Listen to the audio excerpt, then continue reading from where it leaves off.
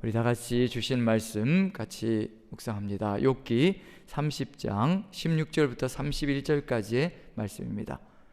욥기 30장 16절부터 31절까지의 말씀, 우리 다 같이 봉독합니다. 같이 읽습니다. 시작. 이제는 내 생명이 내 속에서 녹으니 환난 날이 나를 사로잡음이라. 밤이 되면 내 뼈가 쑤시니 나의 아픔이 쉬지 아니하는구나. 그가 큰 능력으로 나의 옷을 떨쳐버리시며 나의 옷깃처럼 나를 휘어잡으시는구나. 하나님이 나를 진흙 가운데에 던지셨고 나를 티끌과 제각게 하셨구나. 내가 주께 부르짖으나 주께서 대답하지 아니하시오며 내가 섰사오나 주께서 나를 돌아보지 아니하시나이다. 주께서 돌이켜 내게 잔혹하게 하시고 힘있는 손으로 나를 대적하시나이다. 나를 바람 위에 들려 불려가게 하시며 무서운 힘으로 나를 던져버리시나이다. 내가 아나이다. 주께서 나를 죽게 하사 모든 생물을 위하여 정한 집으로 돌려보내시리이다. 그러나 사람이 넘어질 때에 어찌 손을 펴지 아니하며 재앙을 당할 때에 어찌 도움을 부르짖지 아니하리까? 고생의 나를 보내는 자를 위하여 내가 울지 아니하였는가? 빈궁한 자를 위하여 내 마음에 근심하지 아니하였는가? 내가 복을 바랐더니 화가 왔고 광명을 기다렸더니 흑암이 왔구나. 내 마음이 들끓어 고요함이 없구나. 환난 날이 내게 임하였구나. 나는 햇볕에 쬐지 않고도 검어진 피부를 가지고 걸으며 회중 가운데 서서 도움을 부르짖고 있느니라. 나는 이리의 형제요 타조의 벗이로구나. 나를 덮고 있는 피부는 검어졌고 내 뼈는 열기로 말미암아 탔구나. 내 수금은 통곡이 되었고 내 피리는 애곡이 되었구나. 아멘. 오늘도 역시 30장이 계속되고 있습니다.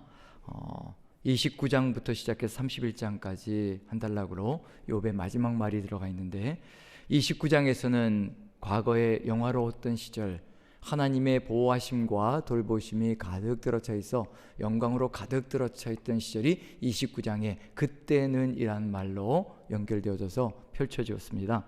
그리고 어제 같이 나누었던 내용은 그러나 이제는 이라는 말로 현재 고통스러운 상황들이 그대로 펼쳐지는 내용들을 이야기하고 있었던 내용이 들어가 있었습니다.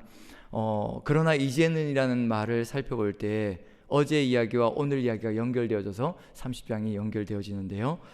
예수님의 십자가를 한번 생각해 볼 수 있지 않을까 생각이 듭니다. 십자가에서 가장 힘들고 고통스러운 것이 무엇일까? 우리는 예수님의 십자가를 생각하면 육체적인 고통을 생각할 때가 참 많습니다. 하지만 십자가의 그 고통 속에 사복음서 전체를 살펴볼 때요, 예수님께서 가장 고통스럽게 선포하셨던 것이 뭐냐면 수치와 조롱이었습니다.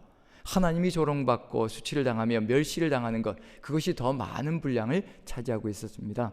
욥의 이야기 속에서도 그러나 이제는이라는 내용 속에, 어제의 내용 속에요, 육체적인 질병으로 고통 가운데 거하고 있는데도 가장 많이 부각되는 건 뭐냐면요, 공동체 속에서 수치와 조롱, 즉 가장 비천한 사람에게도 조롱을 당하며 살아가는 그 삶, 공동체에서 외면당하고 버림받고 그리고 멸시를 당하는 그 삶이 고통스럽다는 것을 먼저 펼치고 나가고 있다는 거. 그래서 우리의 삶 속에서 정말 고통스러운 게 무엇일까? 공동체 속에서 우리가 육체적인 고통을 겪는 것보다도 그것이 더 우리의 마음속에 더 고통으로 다가오는 것은 공동체에서 소외되어지고 그리고 멸시받고 천대받는 것, 그런 것이 아닌가라는 생각이 듭니다. 그래서 육체적인 고통이 있을지라도 또 우리 공동체 속에서 사랑으로 보듬고 나간다면 그런 것을 능히 이겨나갈 수 있는 힘을 줄 수 있지 않을까라는 생각을 해봅니다. 어제는 오늘에 연결시켜서요, 예수님의 십자가 속에 수치와 조롱과 멸시, 이것이 어떻게 해서 이루어진 것인가, 예수님께서 마지막 순간에 부르짖는 게 있죠. 엘리 엘리 라마 사박다니, 나의 하나님 어찌하여 나를 버리셨나이까. 즉 이 고통과 수치와 멸시가 하나님의 버리심으로 말미암아 벌어졌다는 그런 내용이 선포되어지는 것을 볼 때, 욥의 이야기 속에서 오늘 내용은 어제는 공동체 속에서 천대를 받는 것이었다면요, 오늘은 하나님께서 욥을 버리신 것 같은 그 상황, 우리의 삶 속에서 역시 마찬가지로 하나님이 함께 하시면 어떤 것이라도 이겨낼 수 있지만요, 하나님이 버리신 것 같은 응답하지 않는 삶이 얼마나 고통스러운가, 그걸 욥이 호소하고 있는 것 같습니다. 그래서 오늘도 변함없이 어떤 단어로 시작하느냐 하면요, 16절을 보면, 16절 같이 한번 읽어볼까요? 같이 시작. 이제는 내 생명이 내 속에서 녹으니 환난 날이 나를 사로잡음이라. 이제는 이라는 단어로 시작합니다. 어제 시작했던 단어가 그러나 이제는 이었거든요. 똑같은 표현입니다. 여기도 역시 마찬가지로 그러나 이제는 이라고 번역해 주는 것이 더 맞을 겁니다. 똑같이 이야기하고 있기 때문에요. 그런데 어제와 다르게 어제는 공동체 속에서 가장 비천한 존재에게 수치를 당하고 멸시를 당하고 조롱을 당하는 내용이었다면, 오늘은 욥 스스로가 하나님께로부터 버림받은 것 같은 그 고통과 아픔을 호소하는데, 그것이 어떤 내용인지 16절을 보면, 이제는 내 생명이, 그러나 이제는 내 생명이 내 속에서 녹으니 환난 날이 나를 사로잡음이라. 내 생명이 내 속에서 녹는다라고 얘기를 하는데요, 이 녹는다라는 단어가 샤파크라는 단어인데, 짐승을 잡아서 짐승의 피를 뿌리는 것을 의미합니다. 즉 피를 흘려서 뿌리는 것을 의미하거든요. 그럼 여기서 뭐냐면 내 생명이 내 속에서 뿜어져 나온다라는 그런 의미. 즉 이제는 더 이상 내 속에 생명이 남아있지 않고 다 흘러나왔다, 빠져나왔다라는 그런 의미입니다. 결국은 지금 욥은 껍질밖에 남은 것이 없는 삶이라는 것을 얘기하고 있는 중입니다. 정말 모든 생명이 다 쏟아져 나와서 아무것도 남은 것이 없는 것, 그것이 무엇으로 인함인가? 환난 날이 나를 사로잡는다라고 얘기합니다. 여기서 날이란 단어는 대낮을 의미합니다. 대낮에 하나님의 환난이 나를 사로잡아 견딜 수가 없다라고 이야기를 합니다. 낮에는 하나님의 환난이 나를 엄습해 들어와 견딜 수가 없고, 그 다음에 밤이 되면 어떨까요? 17절을 제가 한번 읽어보죠. 밤이 되면 내 뼈가 쑤시니 나의 아픔이 쉬지 아니하는구나. 여기서 밤이 되면 밤마다 뼈가 쑤신다, 뼈를 칼로 도려내는 것 같은 아픔이라는 의미가 들어가 있습니다. 이런 고통을 겪어보신 적이 있으신지, 어떤 통증들을 느껴본다면요, 뼈를 칼로 도려내는 것 같은 그 통증이 얼마나 강력할 것인지, 밤이면 이와 같이 뼈가 쑤셔서 고통 가운데 아픔이 쉬지 않는다, 아픔이 멈추지 않는다, 밤에 잠을 잘 수 없는 그런 상황들이 펼쳐지고 있는 것을 이야기하고 있는 중입니다. 이와 같이 날이면 날마다, 그리고 밤이면 밤마다 고통과 환난이 엄습해 들어와 견딜 수 없는 것이 욥의 삶의 모습인데, 이것이 육체적인 고통만을 의미하는 것일까? 오히려 육체적인 고통이 아니라 정신적인 고통, 심적인 고통이 더 크지 않을까 생각이 됩니다. 왜냐하면 그 다음 부분에 나와 있는 것, 이것 때문에 이런 일이 벌어졌다라고 생각하고 있기 때문에 그렇습니다. 18절 보시면요, 18절 19절 같이 한번 읽어보죠. 18절 19절 같이 시작. 그가 큰 능력으로 나의 옷을 떨쳐버리시며 나의 옷깃처럼 나를 휘어잡으시는구나. 하나님이 나를 진흙 가운데 던지셨고 나를 티끌과 제 같게 하셨구나. 여기서 이 원인, 자신의 아픔, 이것이 심리적인 것이든 육체적인 것이든 그 아픔과 고통의 원인이 누구인가? 질병이라든가 그냥 단순히 세상 속에서 겪는 아픔들, 사고라면 이것을 견뎌내기 쉬울 수 있겠지만, 하지만 그 존재가 하나님이라면 이제 무서운 일이 벌어지는 거죠. 그가 큰 능력으로, 인간이 도저히 당해낼 수 없는 그 능력으로 여기 보시면 나의 옷을 떨쳐버리시로가 다 있는데, 옷깃을 잡는다는 의미까지 포함되어 있거든요. 우리의 몸 전체를 휘어잡을 수 있는 옷을 붙잡았다는 그런 의미가 됩니다. 그럼 어디라고 생각되어지느냐면요, 멱살을 잡았다고 생각하시면 됩니다. 꼼짝 못하게 만들어 버리시는 거죠. 멱살을 잡아서 꼼짝 못하게 만들고 휘어잡아서 든 것과 같은 의미가 들어가 있습니다. 이 속에 어떤 의미가 들어가 있을까? 힘센 거인이 아주 작은 소년을 멱살을 잡아서 위로 들어서 대롱대롱 매달리게 만들어진 그런 상황을 의미하는 겁니다. 도저히 헤어나올 수 없고 견딜 수 없는 그런 상황이 이야기되어지고 있는 중입니다. 그런데 이렇게 휘어잡아서 어떻게 하시려고 그러시는가? 대롱대롱 매달아서 어떻게 하시려고 그러시는가? 19절 보면 하나님이 나를 진흙 가운데 던지셨고 나를 티끌과 제같게 하셨다. 진흙 가운데 던지셨다라는 얘기는 무슨 얘기일까요? 진흙 가운데 던지셨다는 것은 결국은 인간이 왔던 그곳으로 집어 던져버리신다는 것, 결국은 흙으로부터 왔고요, 그 흙으로 던져버린다는 얘기는 결국 죽음으로 몰아가고 있다는 것을 의미하는 겁니다. 티끌과 제각기 하셨다. 이제 한 줌의 티끌로 제로 돌아가게 만들어 버리셨다. 우리 인생을 허무하게 끝내게 만들어 버리신다는 것을 의미하고 있다는 얘기입니다. 자신을 정말 축복 가운데 이야기하시고 또 인도해 주셨고 또 세우셨던 그 하나님께서 이제는 죽이시려고 작정하고 덤빈다는 그런 의미가 이 안에 포함되어 있습니다. 우리의 삶 속에서 혹여 이와 같은 경험을 하게 될지라도 하나님은 절대로 우리를 버리시는 분이 아니시라는 거, 이 모든 상황들이 하나님의 뜻을 이루어가기 위한 과정 속에 포함되어 있다는 거, 우리를 죽이시는 것이 아니라 우리를 더 든든하게 세워가려는 하나님의 목표를 우리가 깨닫는다면요, 이런 상황 속에서도 견뎌낼 수 있지 않을까라는 생각이 듭니다. 하지만 욥의 이야기 속에 하나님이 나를 진흙 가운데 던지셨고 나를 티끌과 재 가운데 하셨구나라고, 제각기 하셨구나라고 이야기하면서도 이와 같은 상황이 벌어지게 하신 분이 하나님이라는 것만큼은 절대로 놓치지 않고 있습니다. 하나님 밖에는 자신을 구원해 줄 수 있는 분이 없다는 것만큼은 욥도 철저하게 깨닫고 있다는 겁니다. 하나님이 나의 모든 삶의 원인자이시고 해결자라는 것을 믿고 있다는 얘기가 되는 거죠. 그렇기 때문에 이런 상황 속에서도, 하나님이 버린 것 같은 상황 속에서도 역시 놓치지 않는 게 있습니다. 하나님을 향한 부르짖음입니다. 이게 욥의 믿음이라는 겁니다.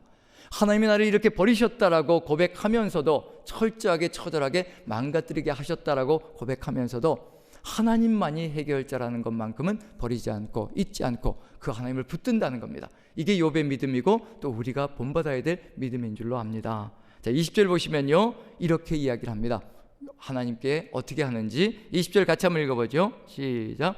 내가 주께 부르짖으나 주께서 대답하지 아니하시오며 내가 섰사오나 주께서 나를 돌아보지 아니하시나이다. 끝까지 하나님을 붙들고 하나님께 부르짖는다라고 되어 있습니다. 여기서 부르짖다라는 단어는 슈아라는 단어인데요, 이게 욥기와 탄식의 시편, 정말 철저하게 처절하게 고통 가운데 신음소리로 부르짖는 시편에 주로 나오는 단어입니다. 그냥 일반적으로 부르짖는 것이 아니고요, 정말 말 그대로 생과 살을 오가면서 처절하게 울부짖는 것이 바로 이 부르짖음이라는 단어입니다. 내가 주께 부르짖으나, 이렇게 하나님만을 바라보며 역시 하나님께 도움이 있다는 것을 믿고 하나님께 부르짖으나, 그러나 안타깝게도 주께서는 대답지 아니하시고, 그리고 내가 주님만 바라보며 섰는데도 불구하고 주께서는 돌아보지 않으신다라고 이야기를 합니다. 대답도 아니하시고 돌아보지도 아니하시고 하나님의 모습이 이와 같다라고 이야기를 합니다. 그리고 욥의 이야기 속에서, 탄식 속에서요, 차라리 이렇게 대답도 안 하시고 돌아보지 않으시는 정도만 해주셔도 너무 감사할 터인데, 그런데 그 다음 부분을 보시면요, 이와 같이 하신다는 탄식이 들어가 있습니다. 제가 한번 읽어봅니다. 주께서 돌이켜 내게 잔혹하게 하시고 힘있는 손으로 나를 대적하시나이다.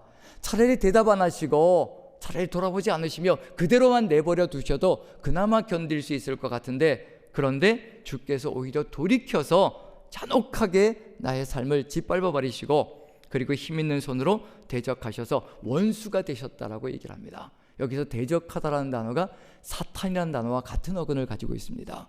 하나님께서 나에게 원수처럼, 사탄처럼 덤벼든다라고 이렇게 고백하고 있을 정도라면 지금 욥의 심령이 어떤 것인지, 하나님이 나의 원수가 되어 있다는 것은 어떤 의미일까요?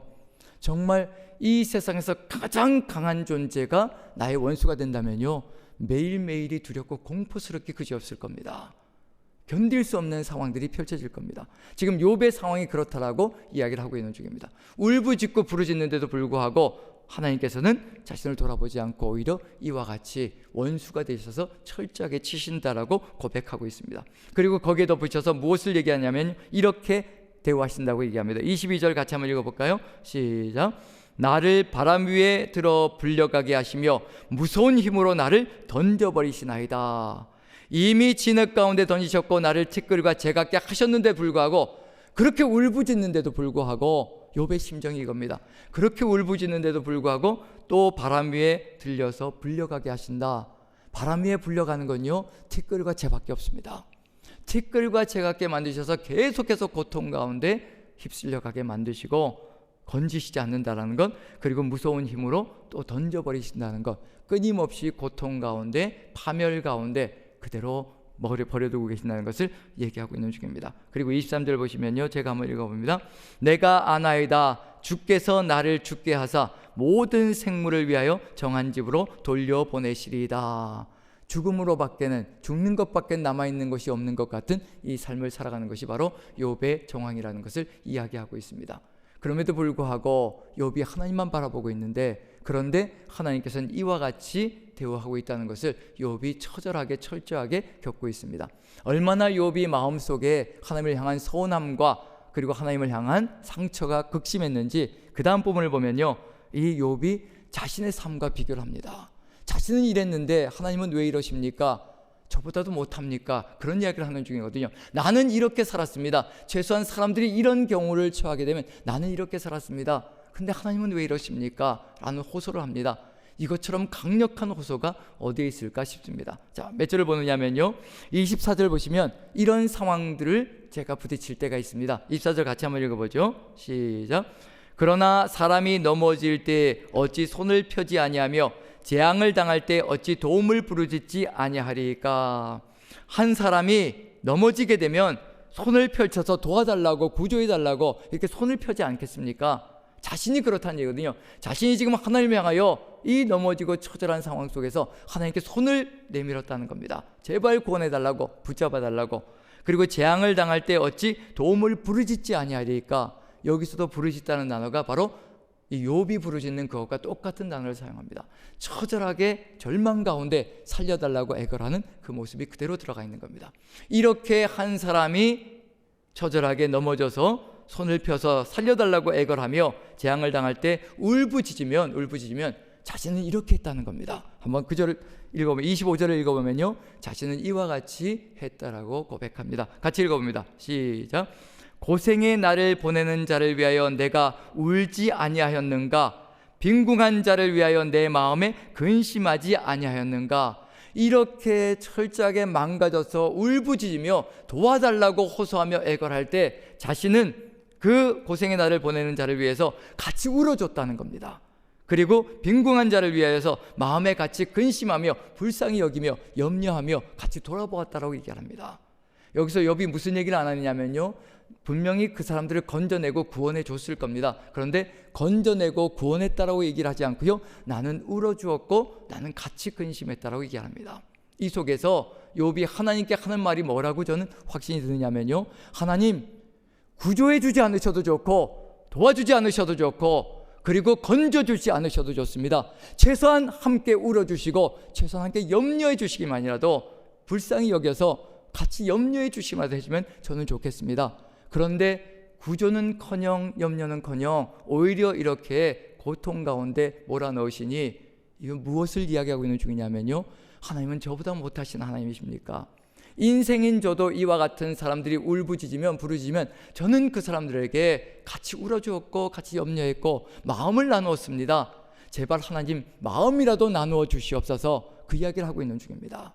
이보다 더 강력한 호소가 있을까요? 하나님께 정말 제발 하나님 마음만이라도, 불쌍히 여기는 그 눈빛만이라도 저에게 비춰주시옵소서, 그걸 호소하고 있는 중입니다.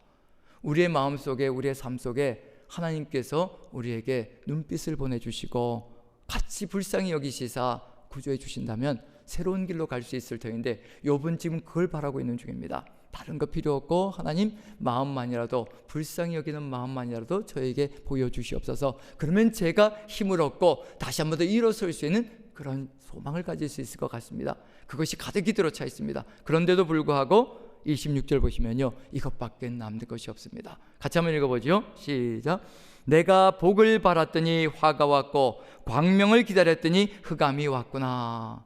나에게 내가 간절히 선한 것을 하나님께 바랐더니 그런데 악한 것이 와버렸고, 그리고는 광명, 정말 하나님의 그 얼굴빛을 바랬더니 결국은 흑암밖에는, 캄캄한 칠흑 같은 절망밖에는 나에게 온 것이 없구나.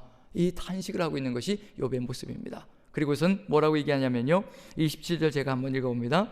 내 마음이 들끓어 고요함이었구나. 환난 날이 내게 임하였구나. 내 마음이 부글부글 물이 끓어오르는 것처럼 마음속에 상처가, 고통이, 아픔이 끓어오른다라고 이야기합니다. 그리고 환난 날이 내게 계속해서 임하고 있다는 것을 이야기하고 있는 중입니다. 거기에 덧붙여서요, 계속해서 욥은 이렇게 이야기하고 있습니다. 28절 같이 한번 읽어보죠. 시작. 나는 햇볕에 쬐지 않고도 검어진 피부를 가지고 걸으며 회중 가운데 서서 도움을 부르짖고 있느니라. 끊임없이 똑같이 부르짖고 있습니다. 울부짖고 있는 겁니다. 똑같은 단어가 그대로 사용되고 있습니다. 계속해서 욥은 부르짖고 있고 울부짖고 있고요, 도움을 요청하고 있습니다. 그런데 도움의 손길이 없다라고 이야기를 하면서요, 맨 마지막 절 31절 한번 읽어보죠. 31절 보면 욥이 그러나 이제는 이것밖에 남은 것이 없다라고 호소하고 있는 겁니다. 같이 한번 읽어봅니다. 시작. 내 수금은 통곡이 되었고 내 피리는 애곡이 되었구나. 수금과 피리는 하나님을 찬양하기 위해서 만들어진 악기들인데 이것이 통곡하고 애곡하는 도구가 되어져 있다는 얘기는 뭐냐면요, 이제 자신의 삶 속에 찬양이 다 사라지고 아픔과 고통만 남아서 하나님이 나를 버렸다라는 그런 절망 가운데 처하고 있는 것이 욥의 모습 속에 들어가 있습니다. 정말 이것이 진실일까요? 하나님이 정말 듣지 않으시고 하나님이 외면하시고 고통 가운데 내버려 두고 있는 것일까요? 욥의 이야기 속에 맨 마지막 부분을 보면요, 42장에 가서 보면요, 하나님께서 하시는 말씀이 있습니다. 욥의 세 친구들에게 하시는 말씀이 있고 욥에게 하시는 말씀이 있습니다. 이렇게 말씀해 주십니다. 욥의 친구들을 향해서요, 너희가 나를 가리켜 한 말이 내 종 욥의 말같이 옳지 못함이니라. 이 말이 모든 것을 해결해 주는 겁니다. 하나님은요, 욥의 단 한마디 말도 놓치신 적이 없습니다. 바로 옆에 있습니다. 바로 옆에서 친구들이 한 모든 말을 낱낱이 다 듣고 있고요, 욥이 한 모든 말을 일거수일투족을 다 보고 있으며 욥이 한 모든 말을 다 듣고 계셨습니다. 그리고 그 욥의 말을 들으시며 고통과 아픔 속에서도 견뎌내시며 하나님이 얼마나 아프셨을까, 저는 그 생각이 듭니다.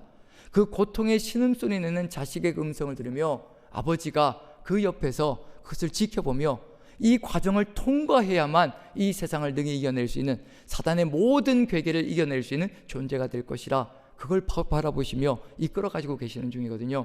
지금 욥의 이야기 속에 어떤 이야기를 펼쳐가고 있는 중인가? 욥이 더 이상은 사단의 흔들림 속에 넘어가지 않는 존재, 그리고 하나님께서 주시는 모든 복락 속에서 살아가는 존재, 그런 존재로 세워가시려고 하시는 중입니다. 사단이 더 이상 빌미를 걸지 않는 존재, 사단이 빌미를 걸어서 시험을 했다가는 오히려 사단이 봉변을 당하는 존재로 하나님께서 욥을 세워가시려고 하나님께서 이끌어가시고 계시는 중입니다.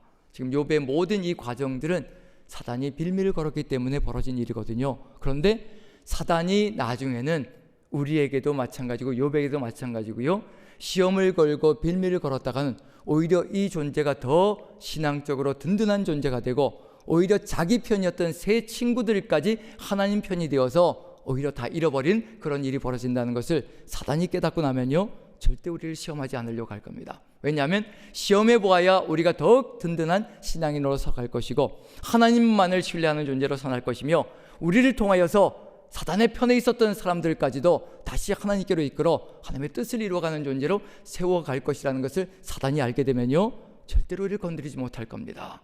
빌미가 있기 때문에 건드리는데 하나님은 사단이 건드릴 수도 없는 존재로 욥을 만들어가고 있는 중이고요, 우리도 그와 같이 만들어가는 중일 겁니다. 우리의 삶 속에서 혹여 시험이 닥치고 유혹이 닥치며 환난이 닥치고 고통스러운 상황들이 닥쳐진다면 하나님께서 우리를 연단하셔서 사단도 건드릴 수 없는 존재로 세워가시려는 하나님의 뚜렷한 목표, 그리고 우리 가정을 세우시고 우리 주변을 살아가는 수많은 사람들에게 하나님의 살아계심과 권능과 능력을 증거하기 위한 통로라는 것을 마음에 새기시면서요, 이 모든 상황들을 이겨내시고 질병과 환난 가운데서도 하나님만 바라보시는 저와 여러분 되시기를 간절히 축원드립니다.